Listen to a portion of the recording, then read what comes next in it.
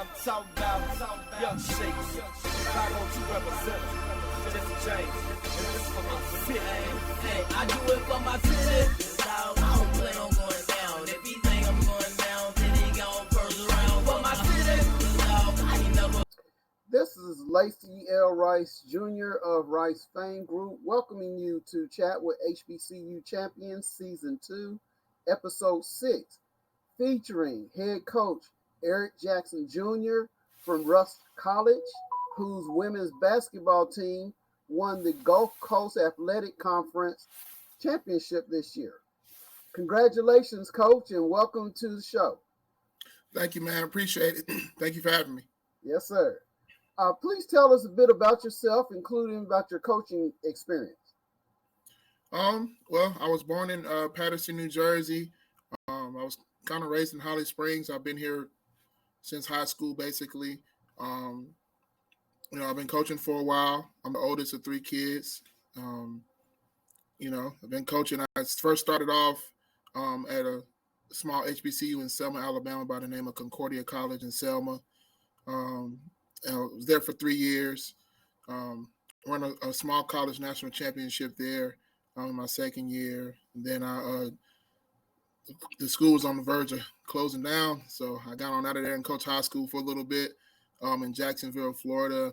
And then at which case I came to Rusk, and I've been here for 6 years. Okay. Well, how many championships have you won at Rusk?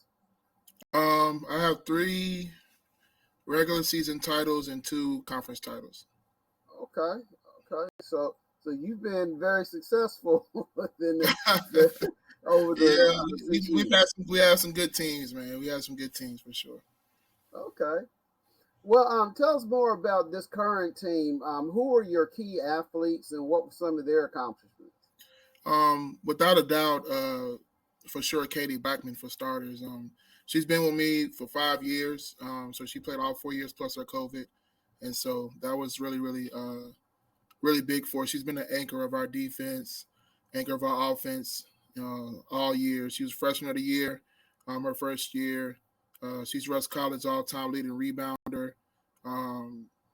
She's a double-double machine. She's 1,200 rebounds for her career, 1,100 points for her career.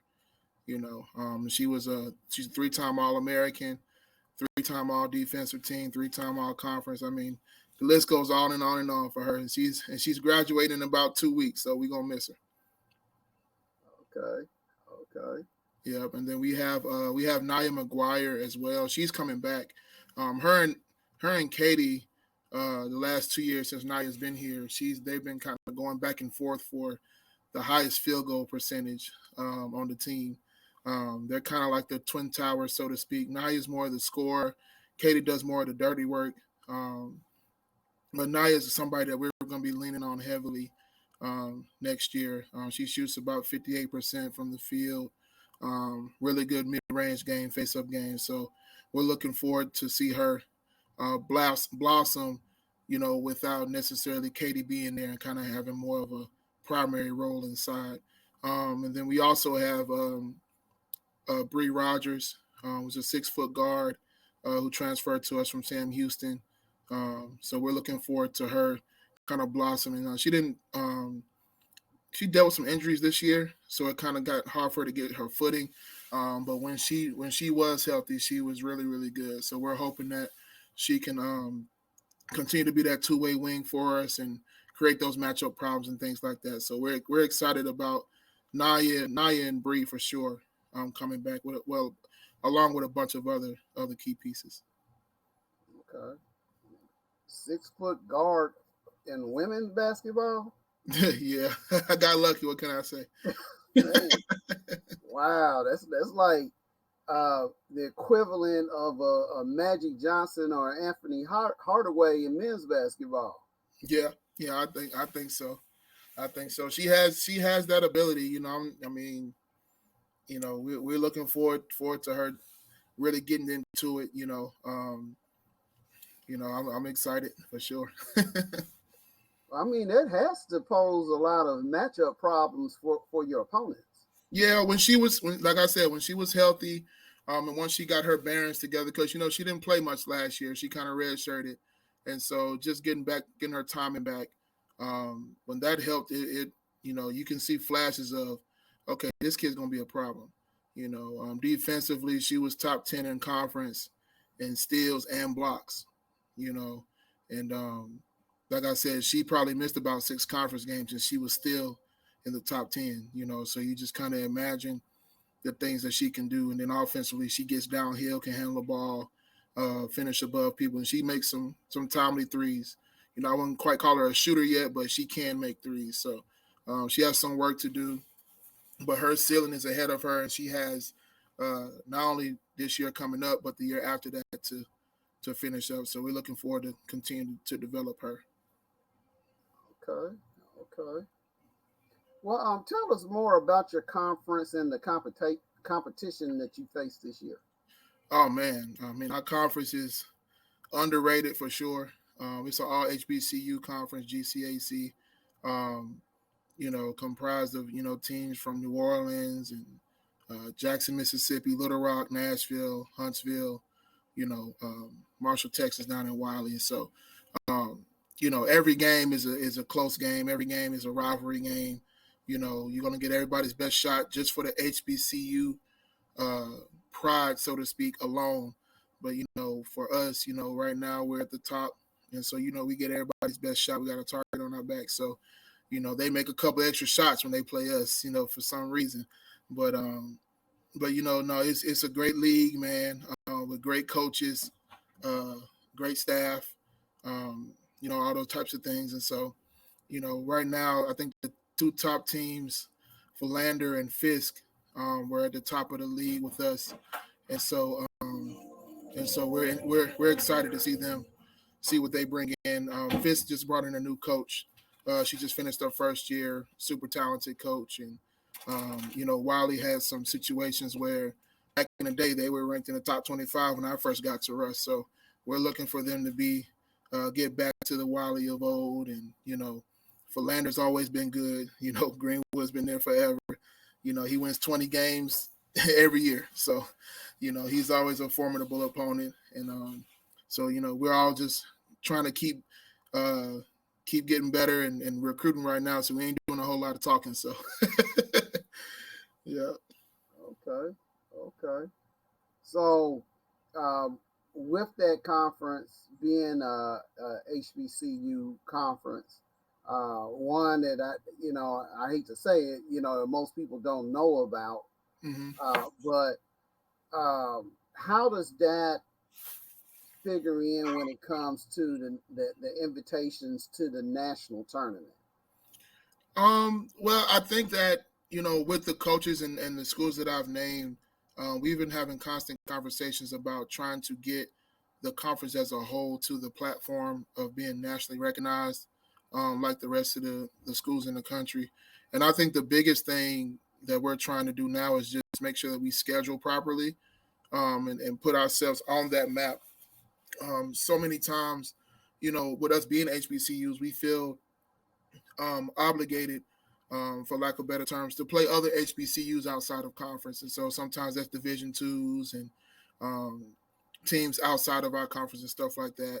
And, I'm all for that. I'm all for making sure that we do our due diligence to keep HBCUs relevant, but I think there's also a balance in that, to make sure that we're playing some of those other institutions that have those national rankings and things like that to say, hey, we're here, and all those different types of situations. So we've been having conversations as, early as last summer, just saying, hey, we got to get to the point where we're getting not only our conference champion in, but 2 and even 3 teams in terms of at-large bids.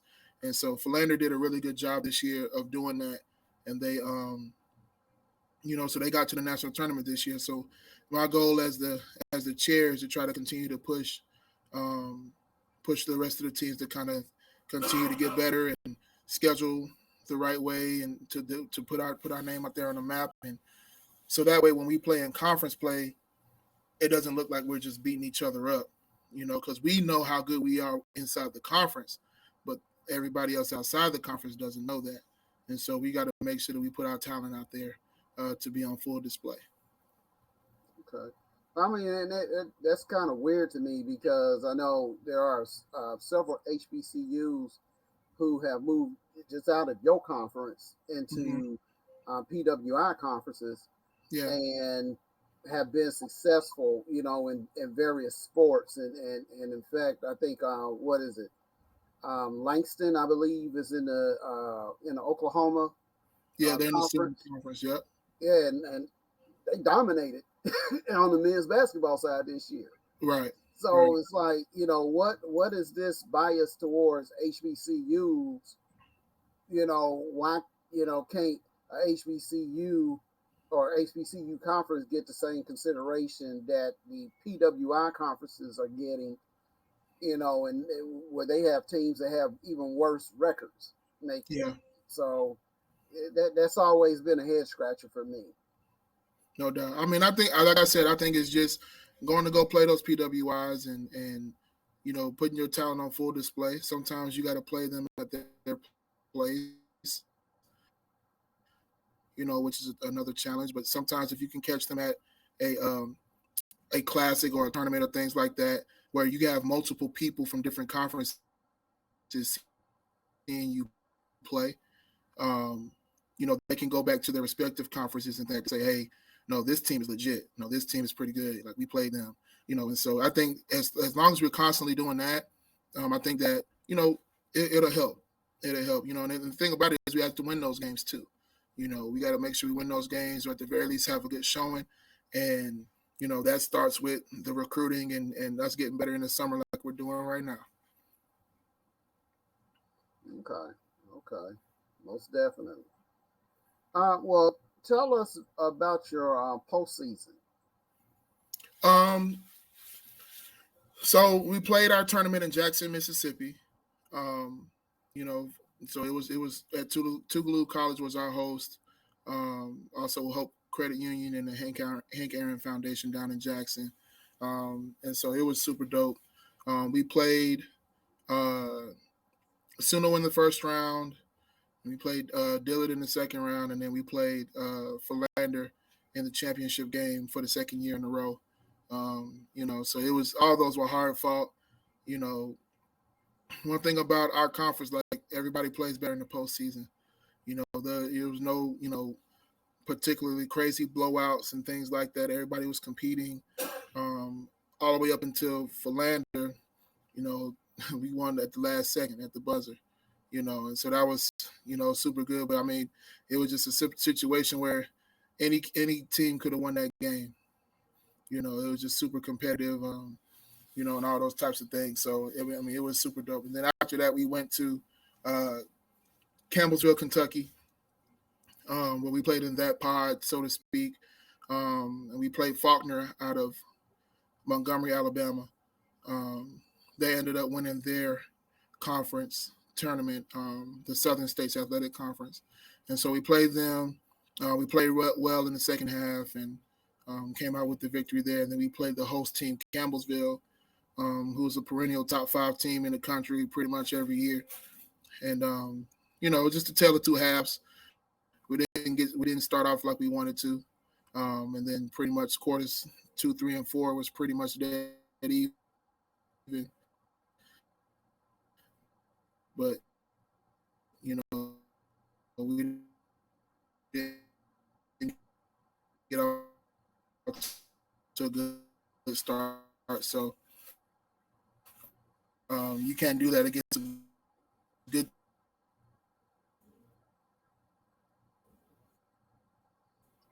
Yeah. And I wish I had known that you guys were in Campbellsville because I sure enough would have come down there. I mean, it's about 45 minutes or so away from the house, but I could have made that trip Oh, okay. Okay. and brought some Rust alumni with me. Oh man, we had a couple of people I went to school with that actually live in Kentucky with their families and stuff that showed up, and so I was super surprised to see them. And our AD came, My men's basketball coach came, my volleyball coach came, softball coach, and so we're a tight knit group, man. They drove those 5 hours, man, and came and supported us, man. So I was super happy about that, man. It just goes to show that HBCU pride runs deep. Oh yeah, oh yeah. So yeah, that's great though that you were able to get in. And speaking about your the postseason, you know, being one who was a member of the NAIA in the past, I know how the tournament was. In fact, I actually was on the host committee when it was in Frankfort, Kentucky for the women. And Okay. so I remember back then, that's when you would bring all the teams to one spot, and they just had a few days to play, you know, all the games they had to play to the championship. Yeah. And so now I spoke to a coach earlier today, and he mentioned how the current format is probably a much better format than the old format. What's your take on that? Um, I think both of them have their plus and minuses. I think that if you go look at the last couple of years where they've had the host sites, those teams that actually host the tournament, they have a significant advantage to make it to the Sweet 16 to that final site. Um, but I also understand that in terms of the wear and tear of the kids and their bodies and stuff, they get that break between the opening 2 rounds and the Sweet 16 to make sure that we take care of the kids' physical body and stuff like that. So I think that's important as well. So I would just I think the answer for me, in my humble opinion, is in the middle, where everything is truly a neutral site. You know what I'm saying? And so that way, um, everything's truly neutral. You have those host sites, and then you just kind of play from there. You know, yeah, I think that's my opinion on that. But I think the break is good. Um, Instead of playing 6-7 games in a row, that's pretty brutal. So that's pretty brutal. So I would definitely, especially now that we have 64 teams. Over the last 3 years or so, they combined both Division One, Division Two, NAIA. So I think that has something to do with it too. Where if you had 32 teams, you probably can get 4 games out of there. It'll be tough, but you can get 4 games out of there in a row. But you start talking about 6, and I don't know about that. I don't know. Yeah, good. And I remember the NAIA used to pride itself on that, at least on the men's side, when I used to attend the tournaments. You know, that was one of their bragging rights. Hey, we had toughest tournament in the country. Hmm. And so, but then again, like you said too, you have to take the athlete's recovery into consideration. And I would assume that the quality of play is a lot better since they are getting rest now versus going back to back to back. 'Cause Yeah, that's a grind. that's a grind, man. That's an absolute grind, no question. Well, what honors did you receive this year? Um, Conference Coach of the Year, for sure. So that was dope. I think that's a testament to my team and their ability to play well. I think that's a team award. Um, we also, let me see what else. I think we got selected. We got selected for the Achieving Coaching Excellence award. So I thought that was really dope, man. I didn't realize that happened until one of my coaching buddies called me, and it was like, "Hey, man, you made it to Ace." I was like, "What's that?" And so I saw all those big time coaches on there, man, and I was like, "Oh, that's what that is." And so I started to do my research, and then a lot of calls came in just congratulating me, man. But I just coach the game, man. I got a great support staff, and I got a group of young ladies who believe in what we got going on, and that makes everything easy. And I think all of those accolades are just a testament to them. believing in my vision. And so just super grateful and appreciative to be in that position.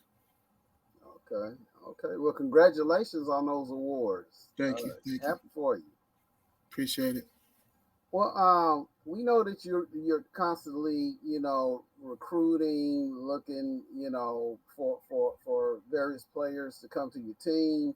No doubt. What do you look for in prospects?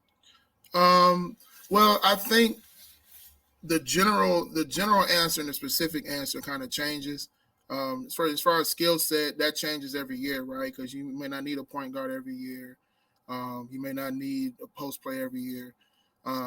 But you kind of look at your league and you kind of look at, for us, we look at what the national champion had, those top 4 teams have. And so we look and see how do we compare to them in terms of matching up,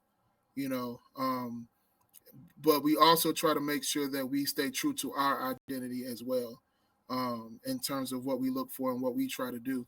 And so, you're trying to find kids that can adapt, because the national tournament landscape is a little more half court, whereas the GCAC is a full-on track meet with a basketball in between somewhere.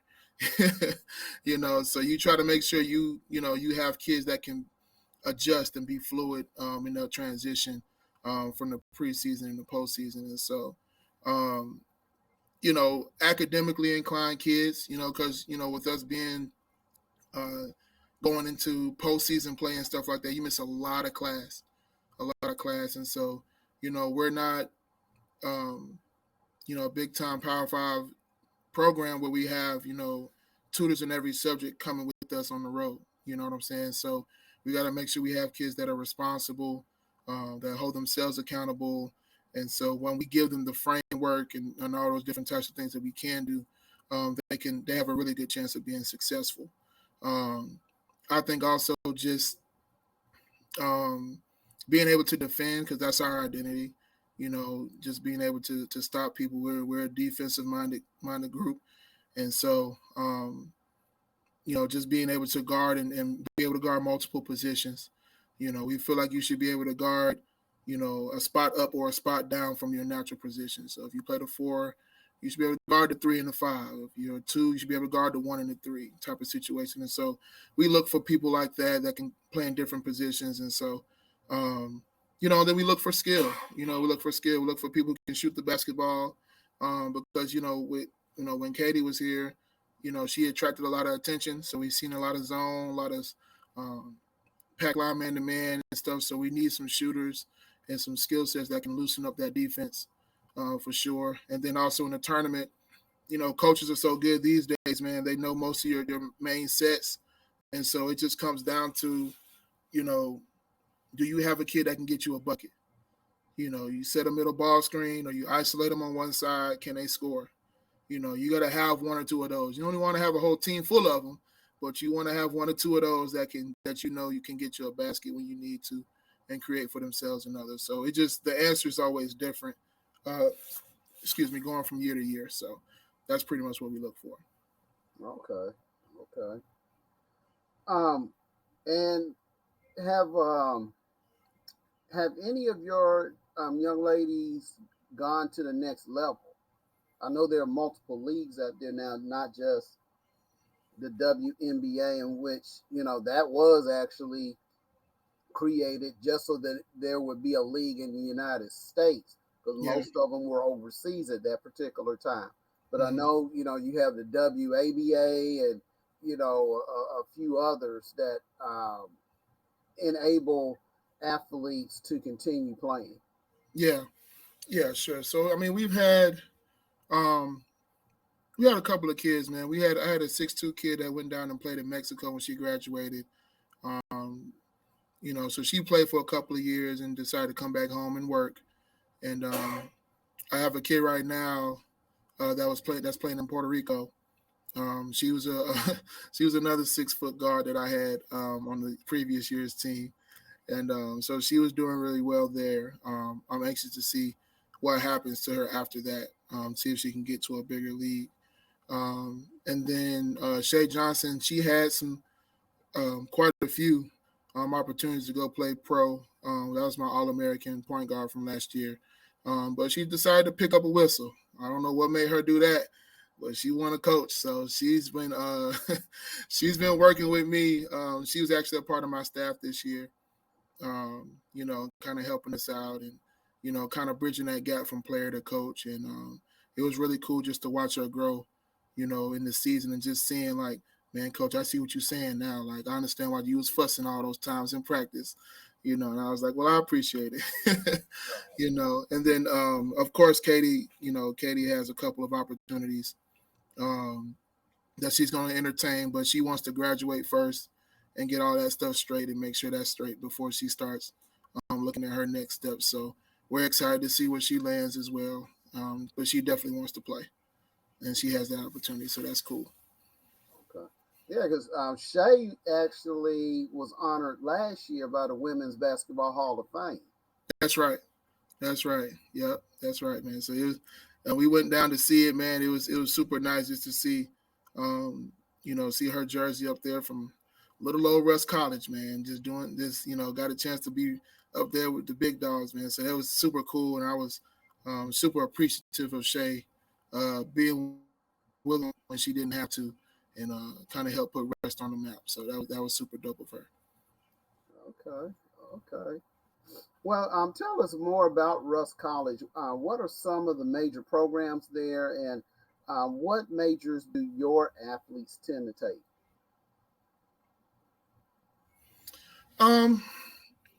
They kind of all over, man. If I had to pick top two, I would probably say business.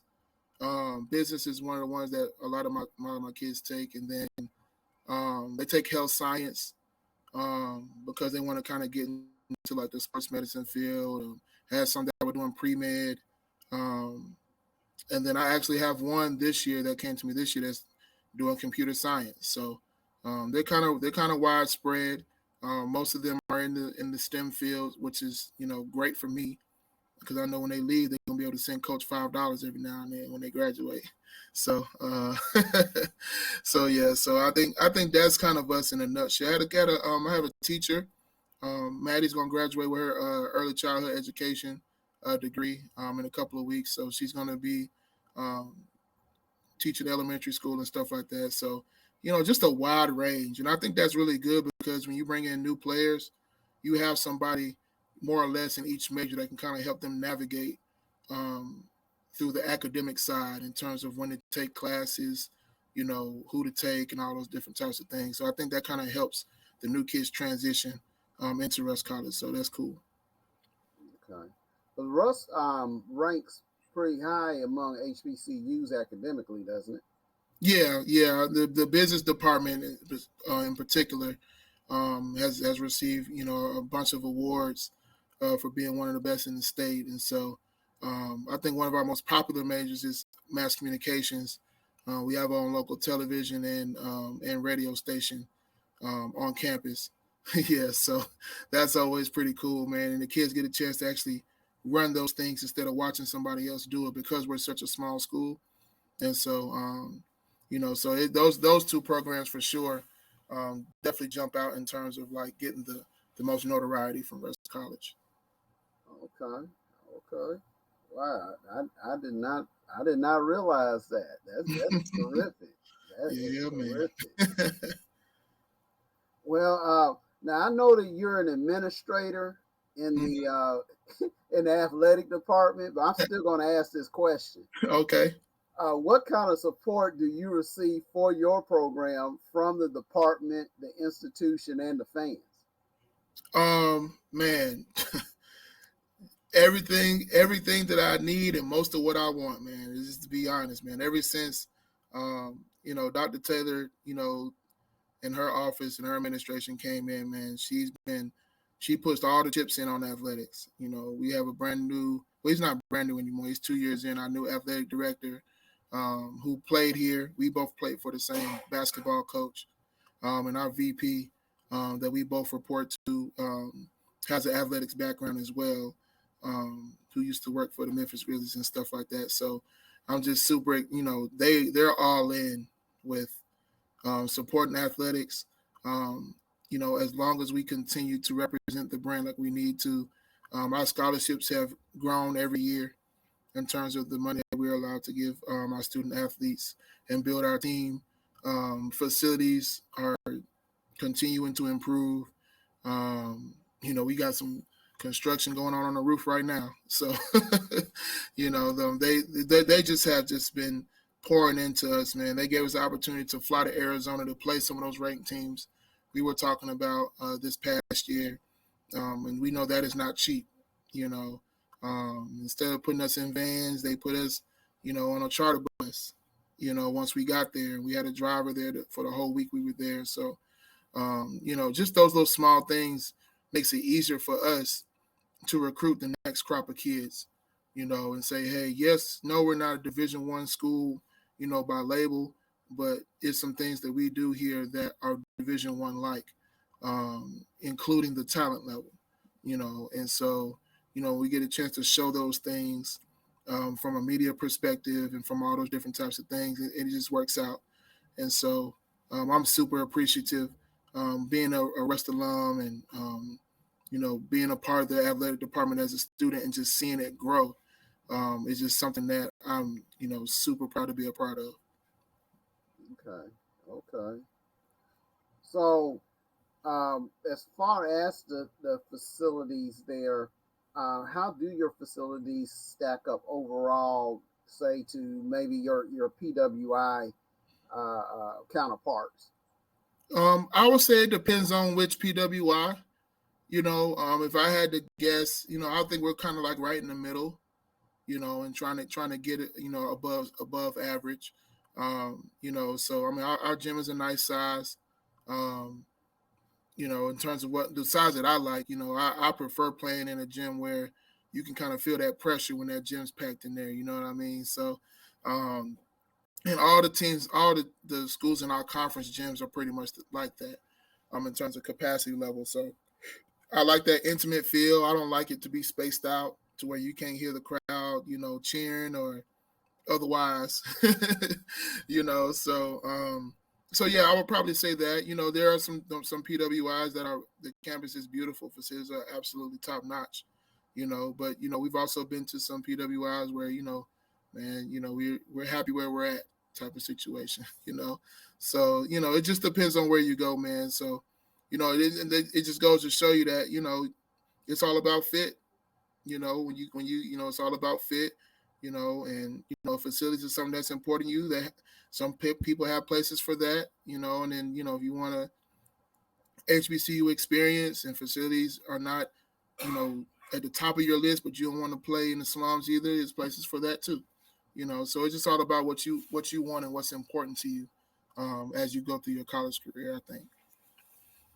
Okay. Well, and one reason I asked that is because there's a huge fallacy when it comes to comparing HBCUs with PWIs. Often Yeah. you'd hear like I'm just throwing out some programs. You'd hear like a Jackson State being compared to Ole Miss, or a FAMU being compared to a Miami or Florida State, or a North Carolina. I'm even gonna go further back on that. Like a North Carolina Central being compared to North Carolina, or a Kentucky State University being compared to a UK. Right. It's apples and oranges. These are Power 5 programs. They're going to have stuff. They got stuff that, let's say, Jackson State's actual peers don't have. Right. And so that kind of gets me worked up sometimes when I hear people make those compare. Oh, well, HBCUs don't have this and they don't have that. Well, who are you comparing them to? And, are you comparing Russ to? Well, since you mentioned them earlier, are you comparing Russ to Campbellsville or Lindsey Wilson? Or are you comparing Russ to? Are you comparing Russ to Mississippi State or to what's the other, Southern Mississippi? What's the comparison? Yep. It's all about where you, like you said, who you're comparing it to. But I've just always been big on fit. I've always been big on fit, and if you're fit, you happen to get top notch facilities with the coaching staff and the fit that you need for what you want to do. I mean, you work hard all your life to play the game that you love, and whatever package that comes in, I think that should be at the foundation of that, going somewhere where you want it, where you want to play, and the coach wants you there, and they're not recruiting you at the last minute 2 weeks before school start, and you jump on it just because of the label or the facilities and things like that. And it's kids that have those opportunities, and if that happens and you playing at Florida State, so be it. But I think that sometimes our kids get so lost on those material things that really don't have anything to do with the experience that they're looking for. I talk to, I live in the transfer portal in terms of recruiting and the JUCO transfers pretty much, and so I have countless conversations with kids who've been to, one or even two Division I schools, and I have this conversation with them all the time, and I say, look, when you were in high school, you had a connection with that coach. Some of you guys went to smaller high schools where you didn't have great facilities, and all those. Sometimes you guys didn't even have a gym. When you played and you played for the love of the game, you played for that coach, you played for that team, and so those are the things that made you continue to stay in love with the game. And so sometimes I think when we go to that next level, we have so many outside noises from different people that have different interests, and what you see on social media, all these graphics and people posting, you kind of want to feel that self validation through that. And so it's just kind of a situation where you kind of remind them that, hey man, through all of that, you want to go somewhere where you want to play, where you're going to play, where the coach wants you, where they have a need for your skill set, and those things of that nature. And you can see that with a untrained eye, like it's clear as day. The coach just graduated a point guard, and I'm a point guard, and there's a spot. Not a situation where they got 3 or 4 guards, and here I come, and I just gotta go compete because it's D1. I mean, it's not a great fit. You're gonna be in the portal in a year, So just trying to continue, all of that kind of just comes down to fit. And we just try our best to convey that to some of our recruits. Okay. Well, and I'd be remiss if I didn't mention this, especially considering, your wife's position with the team. Mm-hmm. But talk a bit about how you deal with mental health for your athletes. Oh man, that's like one of the biggest things for us, man. Especially just kind of talking about what I was talking about in terms of, going through that emotional and mental roller coaster from working hard in AAU in high school to going to D1 to, not being a quote unquote at a Division I school anymore, and so that can take a toll on somebody's mental. And then you come here and then it's like, oh man, like this school can be competitive with some Division I schools.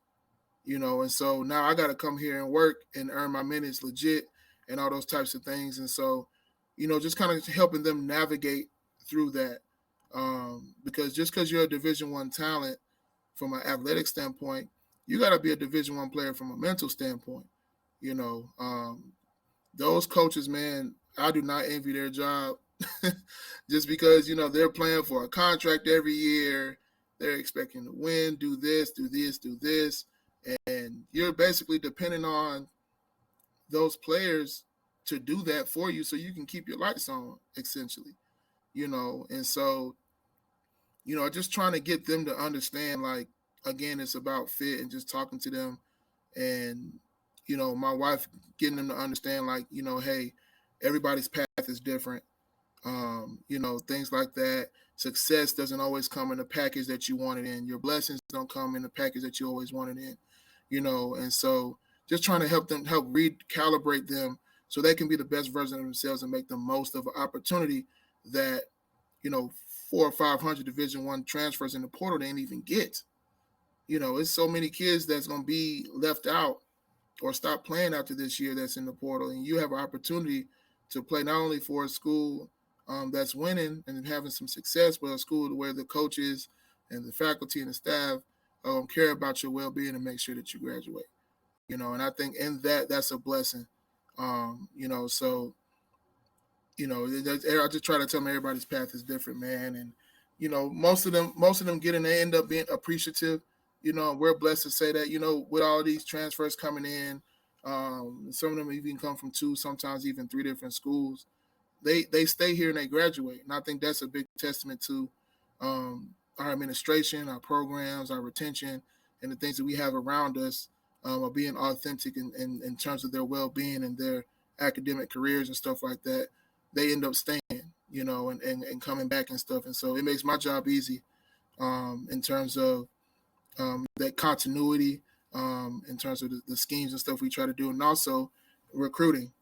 I don't have to bring in a brand new team every year or every 2 years because people are staying. And so I think that's really cool. Okay. All right. Well, before we wind this down, I do, have to ask you this controversial question. You did so well with it last year, so but this is a brand new question. So uh, at the end of the NCAA or after the NCAA women's tournament, the D1 national championship, there was that big controversy because of how one athlete, what one athlete did to another athlete, as far as what some people might call taunting, Mm-hmm. and how it became this big brouhaha and everything else, even though that the recipient had done it herself Mm-hmm. previously. So, Yeah. but on the men's side, you see that all the time, and Mm-hmm. nobody ever says a word about it.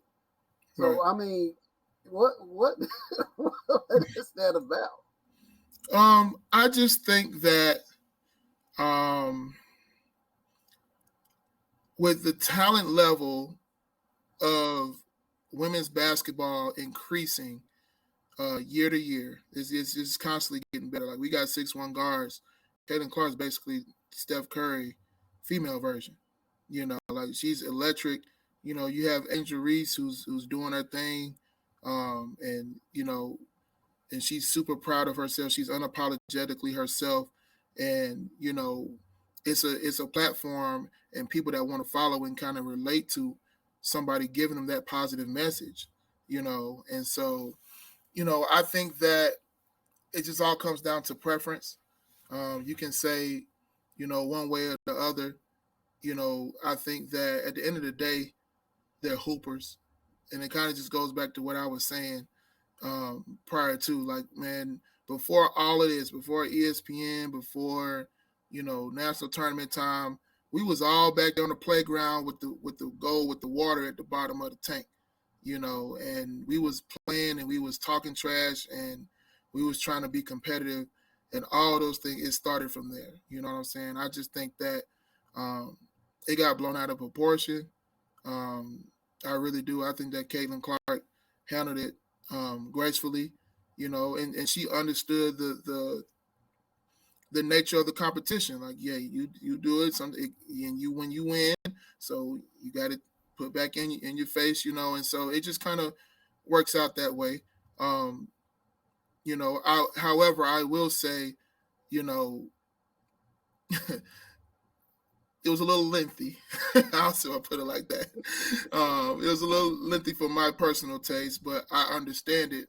Um, you know what I'm saying, from her perspective. Um, because a lot of people counted LSU out when they lost to South Carolina. And so I think that it was an overflow of not necessarily just to Caitlin Clark, but I think that was just like hey, we did it in spite of what everybody else was saying about us, in January and February when we played South Carolina and we didn't play so well, and so, um, I'll tell you one thing, I was entertained, and, I'm looking forward to um, continuing seeing the women's game grow like it has, man. So, kudos to both programs, man, and just keep doing what you're doing. Right. Yeah, as I said, I was that guy that I kept watching, hearing people complain about what happened, Mm-hmm. and my response was, "Well, all of you complaining, but Caitlin's not. Right. So, so why are you complaining? She Mm-hmm. hasn't said a word about it." Yeah.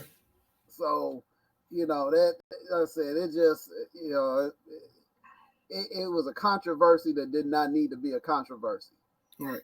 Because right Exactly. now, of course, on the men's side, now you got the controversy with Dylan Brooks and LeBron James, which, the last two games, that's not even a controversy. You're right. Yeah.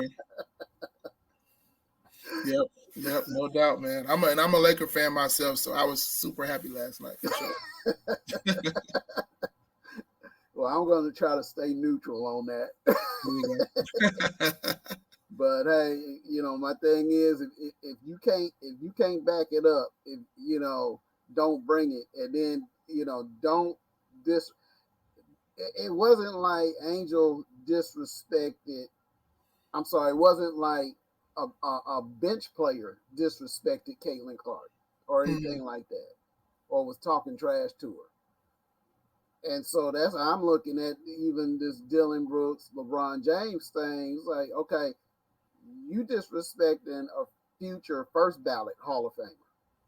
Yeah. One of the greatest, no matter who I really think is the greatest of all time, but one of the greatest of all times. Right. And you're who?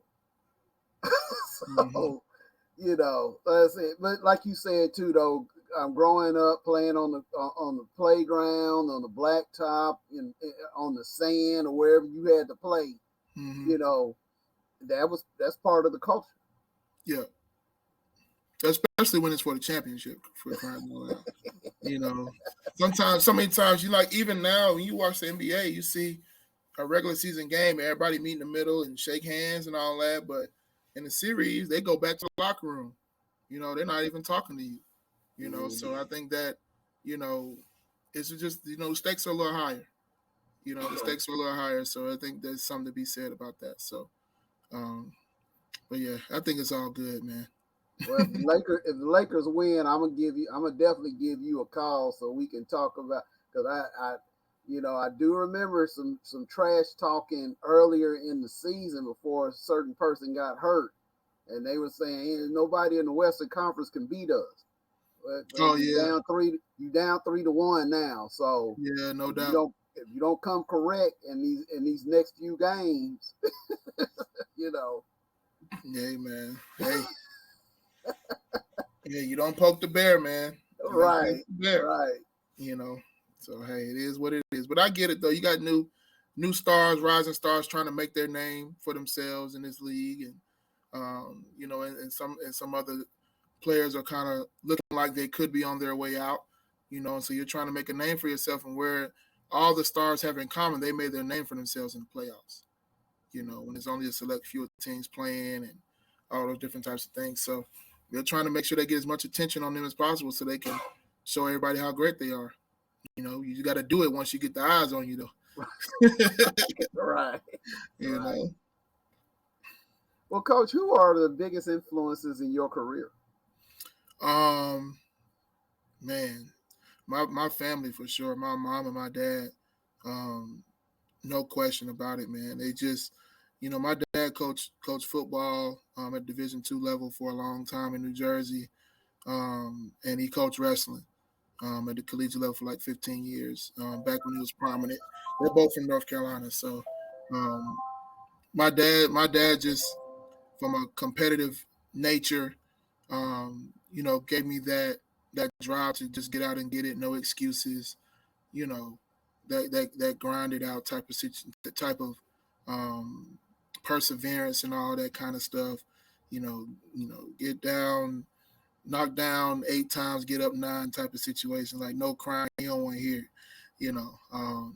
and then my mom, she kind of gives me the opposite end, like treat people with respect and you know be compassionate about other people's feelings and how you say things and all those different types of things. And so I think that with both of them together, it kind of made me who I am, and so you get those two different types of life lessons and soft skills from a personal standpoint in terms of how you deal with adversity. And then once when you have success and stuff like that, being graceful and being humble from my mom's side and stuff. And so, and you doing all of that, for the glory of God, because they raised me in the church. And so, so that's just who I am for sure. Just those two, just giving me that foundation, made everything else easy. So anytime I'm going through anything, they're both a call away. And I'm blessed to have both of them in my life, and that's just basically it, man. Shout out to the parents, mom and pops, man. Okay.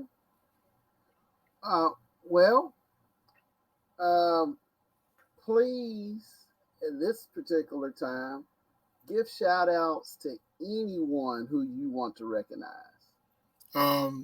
Just shout out to Bearcat Nation, man. Shout out to my family, both chosen and born with.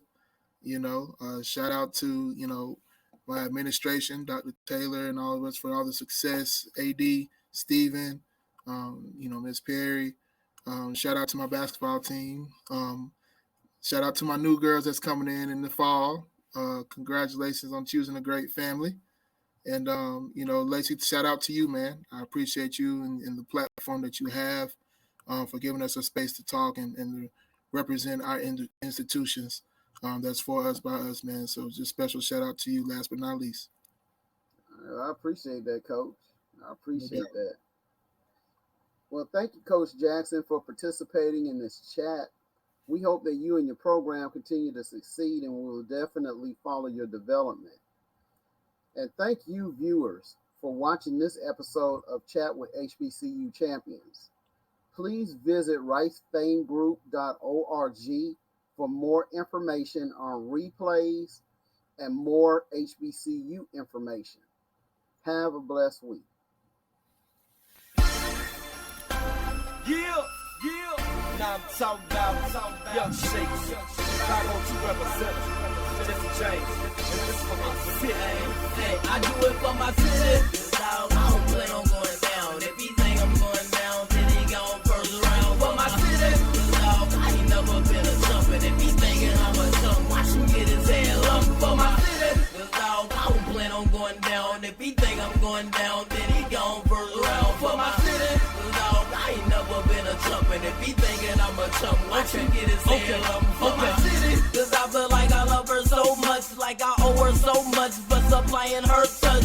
I will always respect her, I will never neglect her. Bet you hear her naming like every one of my records. No, I'm not stunting, ain't no future in your frontin', right? Gotta get this money, watch me get it all night. Planet flying top flight, higher than space stations. That's why I gotta grind, cause I need it and I hate waiting.